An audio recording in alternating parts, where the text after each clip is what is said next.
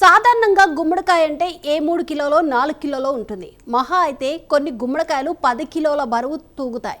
ఇంకా ప్రత్యేక జాగ్రత్తలు తీసుకొని రైతు పండిస్తే అప్పుడు అరుదుగా ఒక 20 కిలోల వరకు గుమ్మడికాయ పండే అవకాశం ఉంటుంది.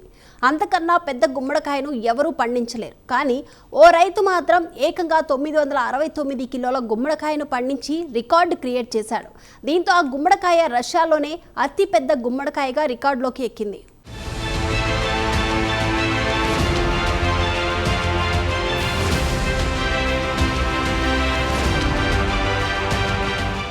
రష్యాకు చెందిన అలెగ్జాండర్ చూసోవ్ అనే రైతు అతిపెద్ద గుమ్మడికాయను పండించి రికార్డు సాధించాడు. రీసెంట్గా మాస్కోలో జరిగిన భారీ కూరగాయల పోటీల్లో ఈ 969 కిలోల గుమ్మడికాయను ప్రదర్శించడం జరిగింది. ఇంత పెద్ద గుమ్మడికాయను చూసి అందరూ ఆశ్చర్యానికి గురయ్యారు.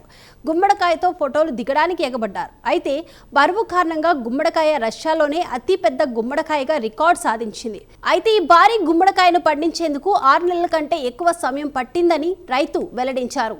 నేల, గాలిని వేడి చేసే ప్రత్యేక గ్రీన్ హౌస్ ను నిర్మించి అందులో జాగ్రత్తగా దీన్ని పండించినట్లు చెప్పారు.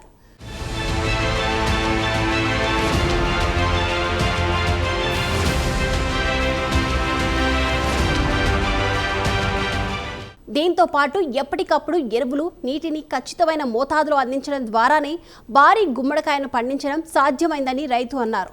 ఈ పోటీలో 144 కేజీల బరువున్న పుచ్చకాయ కూడా ప్రత్యేక ఆకర్షణగా నిలిచింది.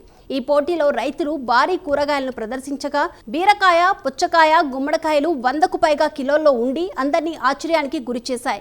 గ్రాముల్లో, కిలోల్లో ఉండే ఈ కూరగాయలు 100 కిలోల్లో ఉండేసరికి వాటిని చూసిన వాళ్ళు షాక్ అయ్యారు. ఆ బాహుబలి కూరగాయలతో సెల్ఫీలు దిగారు. అయితే ఈ పోటీలో దాదాపు 3000 మందికి పైగా రైతులు పాల్గొన్నారని నిర్వాహకులు తెలిపారు. రైతులను ప్రోత్సహించడంతో పాటు ఎరువులతో పాటు అన్ని జాగ్రత్తలు తీసుకుంటే కూరగాయలను ఏ మేరకు పండించవచ్చోనని తెలియచేయడానికే ఈ పోటీలను ఏటా నిర్వహించడం జరుగుతుందని నిర్వాహకులు తెలిపారు.